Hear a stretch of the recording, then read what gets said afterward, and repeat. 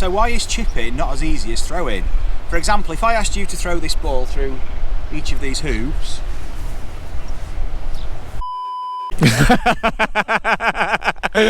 I'm clipping that in. So why is chipping not as easy as throwing a ball? If I asked you to throw a ball through each of these hoops,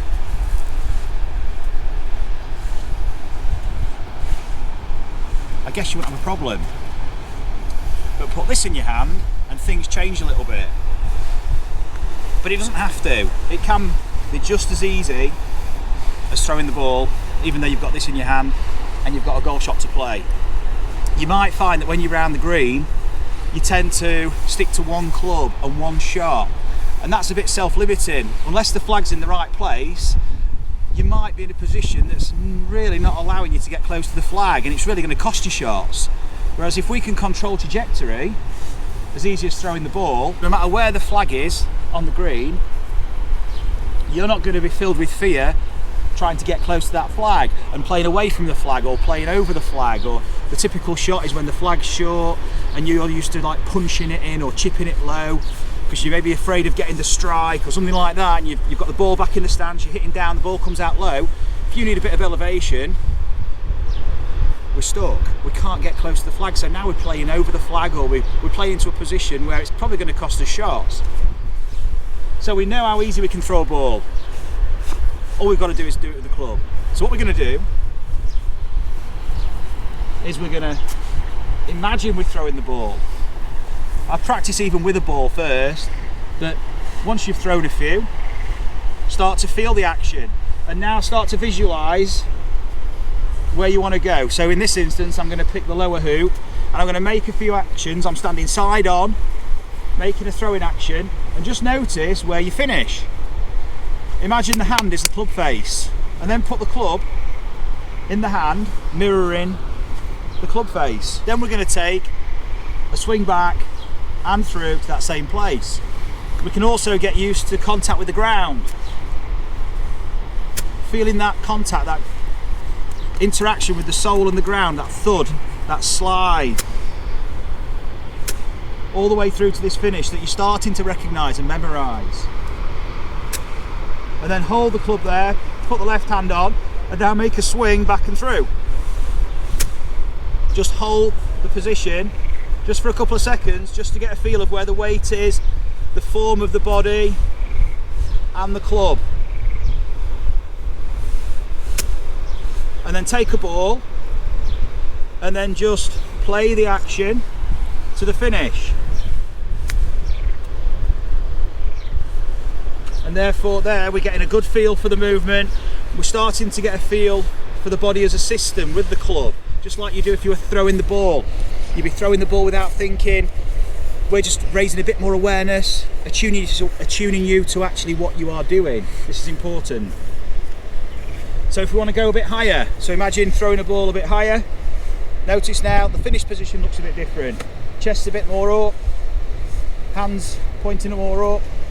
We've not thought about this movement, it's just happened. Now we're going to put the club in, just one-handed, and then swing back and through into that same place. Put the left hand on, swing back and through, feeling that momentum, that timing, and where the contact with the ground is. It's way back here somewhere. We're not thinking about hitting at the ball or at the ground, we're thinking of swinging through to the finish. And the ball's just in the middle, it's just getting in the way, but we sense it, we can hear it, we can feel it, we can feel the club interacting with the ground. So we're getting a sense of timing. And then we go with the ball. Nearly. Not bad. Good effort. And again. And the same thing for the high one. Imagine this scenario, you might be on a golf course, chip and run, medium kind of pitch, then a high pitch maybe to a tight flag just over a bunker, throwing. Look at the finish now, look at the movement, it's quite different as opposed to this, to this.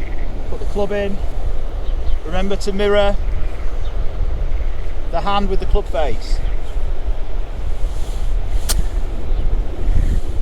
Hold it for a couple of seconds, feel where you want to go. Then take your setup.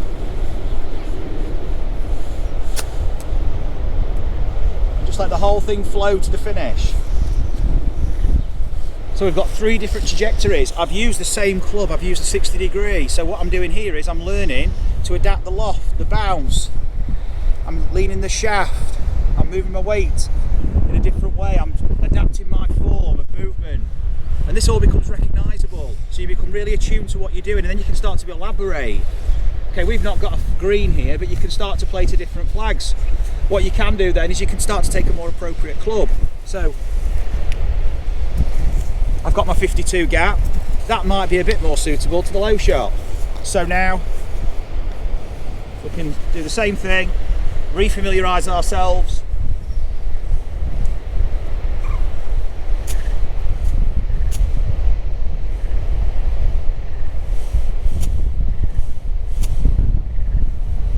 And then play it.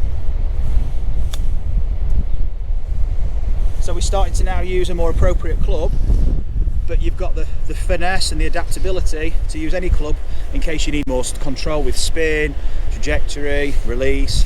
You're starting to develop a much more expansive short game. So as an extension of the throw-in, we can then do this one-handed with the club, feeling that same motion, that same finish. And then what we can also do now is start at the finish and then swing back and through and play the shot to that same finish. So we feel the finish, then we go back and through that same finish. Nice. Actually made him. All right. Yeah, it's good. So I do apologise that you're going to have to put it in my voice for this voiceover, because this is a lesson I recorded for Marcus last summer, and I'm just putting in the video now because we're all on lockdown. Cannot get Marcus on the voiceover, but this is Simon. And this is his chipping before. I'm sorry we couldn't use this video because the audio came out really bad, but we knew it was a banger, so what better video to include it in than this. And this is him throwing a ball. So Marcus just got him to throw some underarm golf balls to his target after hitting a few warm-up shots to begin with. Sorry for the shoddy camera work there. After this, what you're going to see is he'll engage in the drills that you would have seen in the video, one variation of which, but he got very quickly comfortable with throwing the ball. He threw one a little bit too far, then he threw it a bit short, and then he got it. So this is a variation on the same throwing drill that you just saw in the video. He's just holding the club there and making the action. So you'll see now that he's actually making a full body action, as is the same with the one arm here. Now you compare this action, golf ball or no golf ball, in respect to his action when he first turned up, and that with golf ball. I mean, it's still pretty amazing just watching it back for me now. This was actually one of the most, or I should say more dramatic transformations. Look at that, that was a high lob shot. And this was just from throwing drills, awareness to what he was doing and engaging full body. It's absolutely unreal. But yeah, there's more dramatic transformations that I was lucky enough to witness. It's a shame I didn't get the audio on it. This is the final shot from him to wrap up, and yeah, just to show you that it is real, ladies and gents.